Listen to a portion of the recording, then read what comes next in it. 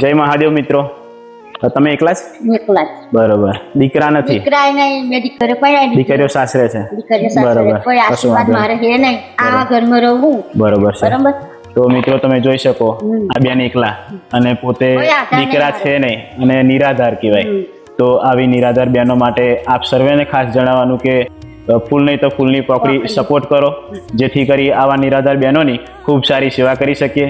તો મિત્રો તમે જોઈ શકો, નથી દીકરા, નથી એમના હસબન્ડ, પોતે વિધવા, નથી સાસુ, નથી સસરા, એમને આગળ પાછળ કોઈ જ નહીં. પોતે એકલા પોતાનું જીવન આ મકાનની અંદર નિર્વાહ કરે. એમનું મકાનના દ્રશ્યો પણ તમે જોઈ શકો, અંદર રહેવા એવી કન્ડિશન જ નથી.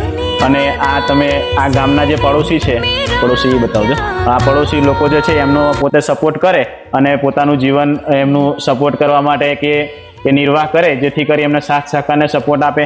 પોતે એકલા રહે અને આ ચોમાસાની ઋતુ આવી રહી છે, તો મિત્રો ચોક્કસથી આવા નિરાધાર બેન માટે ખૂબ સારી સેવા કરી છે. ખૂબ ખૂબ ધન્યવાદ. જય મહાદેવ મિત્રો. જય મહાદેવ.